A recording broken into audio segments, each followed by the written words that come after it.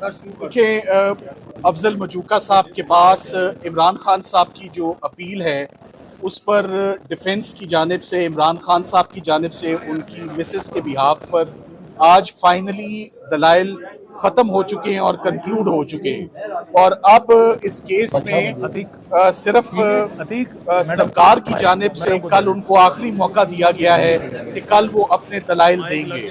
आज जब हम कोर्ट में आए तो सबसे पहले मुनासिब समझा कि ख़वातीन को भी, जो कि बहुत सारी ख़वातीन थी जिनको कोर्ट के अंदर आने नहीं दिया गया, ख़वातीन को नहीं रोकना चाहिए। फिर इसी वजह से आप देखें कि यूनाइटेड नेशंस भी मजबूर होती है कि ह्यूमन राइट्स की वायलेशन है, ख़वातीन की आवाज़ को सप्रेस नहीं करना चाहिए। हम आज मुस्तफ़ीद हुए अदालत में बैरिस्टर खतीजा सिद्दीकी की मौजूदगी से, और मेरे साथ मौजूद हैं ज़ैनब उमैर, इनकी मौजूदगी से, जो मुस्लिम फैमिली लॉ भी पढ़ाते रहे, प्रोफेसर्स हैं लॉ कॉलेजेस में।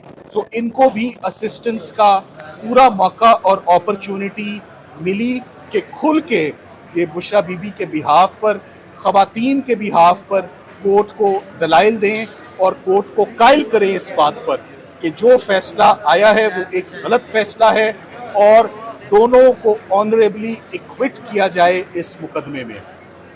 अगर आप पूछें कि लुबे लुबाब क्या है आज के तमाम दलाइल का, तो 5-6 बातों से बात आगे नहीं जाती।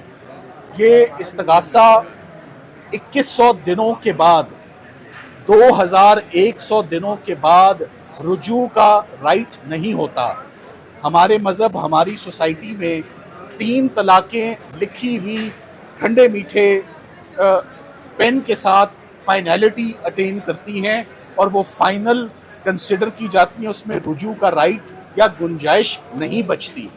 पीरियड ऑफ इद्दत को सुप्रीम कोर्ट ऑफ पाकिस्तान ने अपनी जजमेंट में 39 डेज कह दिया है कि ये, और मुफ्ती साहब ने खुद भी कोर्ट में पेश होकर ये कह दिया है कि ये पीरियड कम भी हो सकता है, तो इसके बाद फिर गुंजाइश नहीं बचती। सबसे बड़ा जो ब्लो इस्तगासे को जाता है खाबर मानिका साहब के केस को, कि पूरे का पूरा केस एक डिवोर्स सर्टिफिकेट से दिन गिने जा रहे हैं, और जो दिन गिने जा रहे हैं उसके ऊपर जो तारीख लिखी हुई है, वो डेट भी और वो महीना भी, उसके ऊपर टेम्परिंग है, उसके ऊपर इंटरपोलेशन है, उसके ऊपर फजिंग है। वो डॉक्यूमेंट एक अनसेफ डॉक्यूमेंट है और एक क्वेश्चनेबल डॉक्यूमेंट है। सो जो तलाक की तारीख ही डाउटफुल हो गई तो पूरे का पूरा केस डाउटफुल हो गया। ये जज साहब ने खुद भी फरमाया कि 40 मिनट से ऊपर का केस नहीं है। ये तो फैसला आएगा तो हमें पता लगेगा कि इससे मुस्तफीद कौन होता है, इससे डिफेंस होती है या इससे सरकार मुस्तफीद होती है। मगर हमें ये याद है कि ये 3 दिन में किया गया ये वही ट्रायल है जो तोशा खाना और साइफर के साथ रात 11 बजे तक जिसकी प्रोसीडिंग्स आई, और 1, 2 और 3 फरवरी को ये ट्रायल कंक्लूड हो गया। आज अपने दलाइल में ख़वातीन ने बहुत पुरजोर तरीके से इस बात पर जोर दिया कि पाकिस्तान में ख़वातीन जिनके साथ मिसहैप खुदा न खास्ता हो जाते हैं और दूसरी दफ़ा शादी के लिए घर वाले ख्वाहिशमंद होते हैं, जब ऐसी प्रोसिक्यूशंस होंगी तो फिर क्या इंजाम होगा हमारी सोसाइटी का।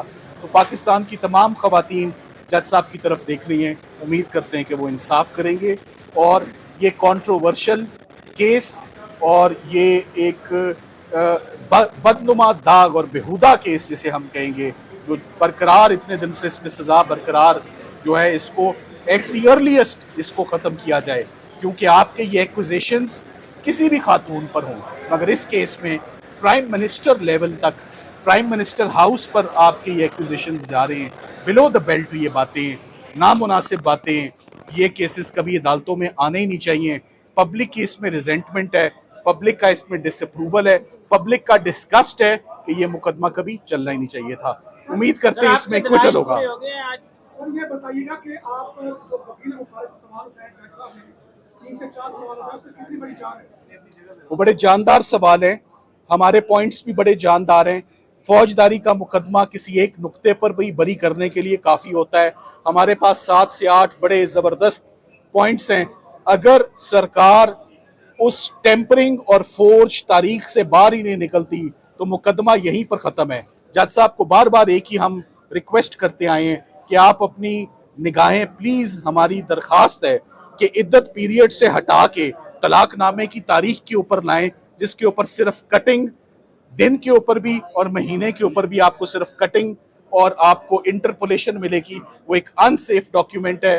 और खावर मानेका साहब आजम खान साहब की तरह अगवा हुए, अगवा होने के बाद जिसे वो टिपिकली अगवा बराए बयान कहते हैं, उनका इस केस में शामिल होना, शमूलियत इख्तियार करना, ओन चौधरी साहब का साथ देना, जो कि ओन चौधरी साहब ने अपनी शहादत में एडमिट किया है कि मैं खान साहब के मुखालिफ कैंप में हूँ और मेरे और उनके अब सियासी इख्तलाफात हैं। किसी ऐसे गवाह और उसकी गवाही पर इनसार करना विदाउट करॉबरेशन, जो खुद अपने मुंह से माने कि हमारे अब इख्तलाफात और डिफरेंसेस हैं, ये कन्विक्शन बिल्कुल बिल्कुल सेफ नहीं है। इसका एक ही अंजाम होगा, acquittal, pure and simple. Thank you very much. गुज़श्ता रोज हावर मनिका ने प्रेस कॉन्फ्रेंस किया है।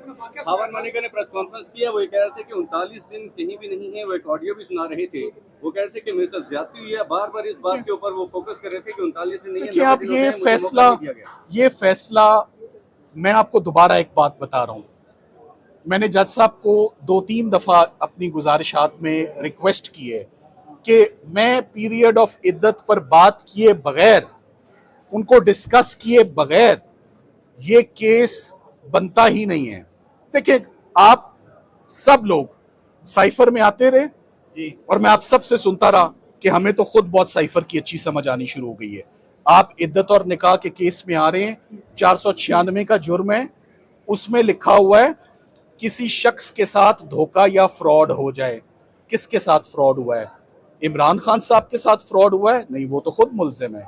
बुशरा बीबी के साथ फ्रॉड हुआ है? नहीं, वो तो खुद मुल्जिम है। तो फ्रॉड किसने किसके साथ किया है? खावर मानेका साहब के साथ अगर फ्रॉड हुआ है कि वो रुजू नहीं कर सके, तो सिविल कोर्ट्स के दरवाजे 6 साल के लिए बंद नहीं थे कि वो जाके रुजू की दरखास्त ना डाल सकते।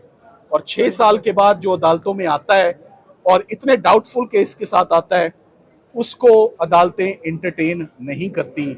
उनके केसेस जो हैं वो इक्विटल में रिजल्ट करते हैं और ये इंशाल्लाह इस केस में होगा। नो मोर क्वेश्चंस, बस थैंक यू।